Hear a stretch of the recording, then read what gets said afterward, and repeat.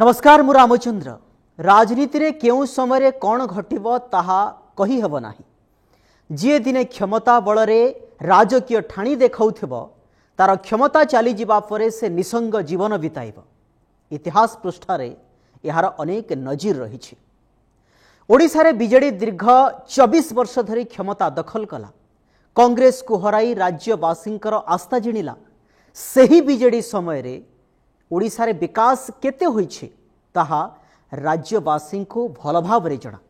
हेले एहाको मध्य अणदेखा करा जाई पारिबो नाही जे नवीन का 24 वर्ष रे अनेक एमिति प्रसंग आसीछि जहा बीजेडी ओ खोत सुप्रीमो बिजु जनता दलर नवीन पट्टनायक छवि को मलिन करिछि।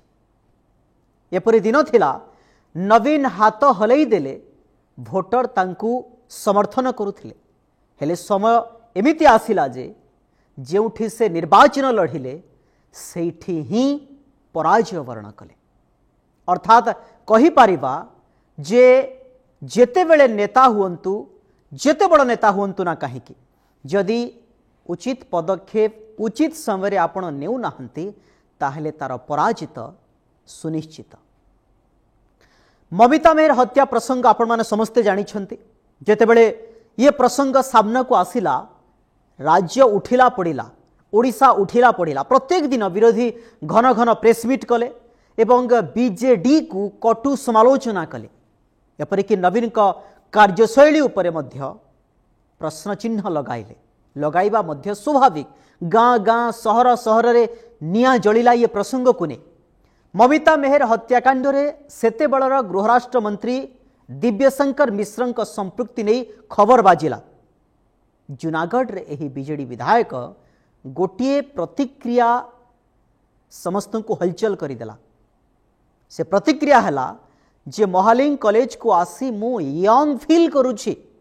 आपण मन मने थिबो जेतेबेले ये प्रसंग सामना को आसिला, ममिता मेहर प्रसंग सामना को आसिला, दिव्यशंकर मिश्र कहिले कहीं दिव्यशंकर मिश्र एवं गोविंद साहू मध्य कुआडे भल संपर्क थिला एवं से संपर्क पई महालिंग कॉलेज को जाउथिले दिव्यशंकर मिश्र। ये प्रसंग जेतेबेले सामना को आसिला, से पुराना कथा वाइट प्रतिक्रिया ए समय सामना को आसिला जे मु ए कॉलेज को आसी भारी यंग फील करूछि, युव सौलभ फील करूछि। एवं ए प्रतिक्रिया तांको आउट के विवाद घर को टाणी आनिला। तांकर ए कथा को भारतीय जनता पार्टी एवं राज्य कांग्रेस प्रसंग कले। जो महालिंग कॉलेज रे ममिता मेहर पाठ पढ़ाउथिले दिव्यशंकर सेठाकू कहीं की जाइथिले बोली विरोधी बारंबार बारंबार प्रश्न करिथिले। एपरिकी ममिता मेहर हत्याकांड रे प्रमुख भूमिका तुलाउथबा महालिंग कॉलेज रे सभापति गोविंद साहू जो भावमूर्ति ता उपर मध्य प्रश्न चिन्ह उठिला।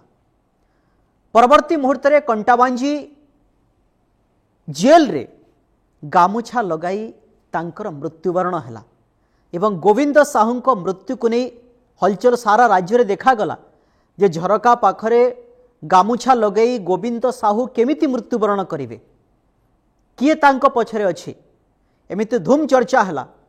एवं सेतेबेले नवीन पट्टनायक क्षमतारे थिले। 24 वर्ष क्षमतारे थिबा नवीन पट्टनायक थिले क्षमतारे सत कथा, किंतु से भली कौन सी पदक्षेप नेले नाही।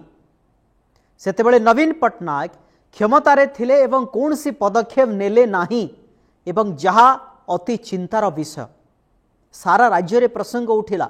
ममिता मेहर मृत्युवरण बा हत्या कथा सामना को आसिला, तांकु केमिति मरागला एवं केमिति तांकु जाली दिया गला। ता परवर्ती मुहूर्त रे पड़िया रे महालिंग कॉलेज रो पड़िया रे पोती दिया गला। परवर्ती मुहूर्त रे पुलिस इन्वेस्टिगेशन द्वारा तांको शव को अणा गला। एथिरे सीधा सड़क संपृक्त कथा सामना को आसिला दिव्यशंकर मिश्रंकर। एवं ये ममिता मेहर हत्याकांड रे जहा को प्रथम भुक्तभोगी कहा जाउथला गोविंद साहू एवं तांकर अकस्मात आत्महत्या याकू केही ग्रहण करि पारले नाही। सेतेबेले नवीन पट्टनायक क्षमतारे थिले। दिव्यशंकर तांको दलर विधायक सह मंत्री मध्य थिले। हेले नवीन पट्टनायक दिव्यशंकर मिश्र विरोध में से भली कौन सी ठोस पदक्षेप नेले नाही बा कार्यानुष्ठान नेले नाही, जहा फल सारा राज्य रे बीजेडी बैकफुट को चलीगला। एपरिक 2024 निर्वाचन रे मध्य ये गुंजरण सृष्टि है ममिता मेहर प्रसंग में दिव्यशंकर मिश्र हाथ थिला एवं से अंचल रे जदियो दिव्यशंकर मिश्र विजय लाभ कले किंतु अंचल रे गोटे नेगेटिव माहौल गला। राज्य सरकार से एभली पदक्षेप रे निष्पत्ति नहीं पारु नाहंती बोली प्रश्न चिन्ह उठिला नवीन कार्यशैली उपरे। एबे आसीबा राजेंद्र ढोलकिया प्रसंग को। दिव्यशंकर मिश्र सहित राजेंद्र ढोलकिया एवं उपनिर्वाचन गोटे सम्मिश्रण उपरे टिके तर्जमा करिबा। राजेंद्र ढोलकिया वियोग पर नुआपड़ा उपनिर्वाचन हेबाकु जाउछे जोठी राजेंद्र बाबू विजय बाना उड़ाई सही आसन एवं भारी चर्चा रही। कह जाउछि ढोलकिया मृत्यु पर तांको पुओ जय ढोलकिया बीजेडी प्रार्थी करि पारे। जदि जय को उपनिर्वाचन रे टिकेट दिए बीजेडी ताहेले बापा राजेंद्र ढोलकिया मृत्युर सिंपाथी भोट पाई आगभर होई पारंती हेले नुआपड़ावासी केते ग्रहण करिवे ताहा हेउछि बड़ कथा। राजेंद्र ढोलकिया देहांत परे बीजेडी प्रथम दल जे कि गोटी चालना आरंभ करि दैछि। प्रणव प्रकाश दास ओरफ बबी दास सेठारे डेरा पकईछन्ति। तांको सहित दिव्यशंकर मिश्र मध्य बसी आलोचना करुछन्ति। तांको साथीरे वर्तमान बीजेडी विधायक जे रहिछन्ति जूनागढ़ दिव्यशंकर मिश्र आतजात होउछन्ति आलोचना करुछन्ति केमिति कोन कराजिवो ए निर्वाचन को केमिति जिता जिवो। कहीं नवीन समय आम देखीजे जिते भी उपनिर्वाचन होइछि एकाधिक निर्वाचन से विजय लाभ करिसेंति। नुआपड़ा जदि बीजेडी पाई रणनीति हेउ कि प्रार्थी जितिबा पाई अधिक पदक्षेप करंती बा पदक्षेप कहा जाए ताहेले बीजेडी पाई भल खबर आसी न पारे। कारण नुआपड़ा बीजेडी परोक्ष हेउ अबा प्रत्यक्ष दिव्यशंकर को चाहू नाही। नुआपड़ावासी दिव्यशंकर को चाहू नाहंती जे दिव्यशंकर आग को आसंतु। आउ जदि बबी इशारा रे दिव्यशंकर एक्टिव हुंती ताहेले जयंक पाई काल होई पारे। एपरिकी भारतीय जनता पार्टी क्षमतारे थिबा बीजेपी खाता को आउ गोटे सीट आसी पारे। नुआपड़ावासी मनस्थ करि सारिछन्ति जे जदि दिव्यशंकर मिश्र मैदान को प्रचार पाई ओल्हाइबे बा मैदान को आसीबे ताहले खेल भिन्न हो पारे। विजु जनता दल को झटका लगी पारे। ये चर्चा है यारी भितर यहाँ को विचार को नेले कहा जाई पारे जे जो जय राजनेता हेबाकु चेष्टा करुछन्ति तांको सामना को जेते बेले दिव्यशंकर मिश्र आसीबे तांको स्वप्न चुरमार होई पारे।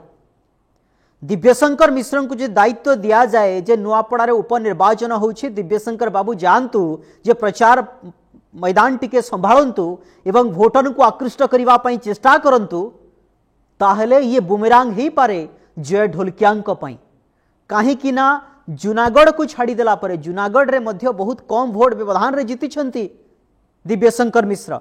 दिव्यशंकर मिश्र जेते बेले नुआपड़ा को जिवे एवं जयंक पई भोट मागिबे ताहले ये बुमेरांग ही पारे। एपरिकी नुआपड़ा पश्चिम ओडिशा सारा राज्य रे दिव्यशंकर दबदबा आउ नाही। दिव्यशंकर गोटी चालना आउ चालू नाही। सेइथि पई कहा जाई पारे जे जयंकु बुड़ाई दे पारंती दिव्यशंकर मिश्र। विजु जनता दल टिके तर्जमा करिबार आवश्यकता रही। जदि जय ढोलकिया विजु जनता दल टिकेट दिए जय मध्य मुह खोलिबार आवश्यकता रही जे ना नवीन पट्टनायक आसंतु अन्य नेता माने आसंतु युव नेता माने आसंतु किंतु दिव्यशंकर मिश्र न आसंतु। दिव्यशंकर मिश्रंकर ग्राफ नुआपड़ारे भल नाही पश्चिम ओडिशा रे भल नाही।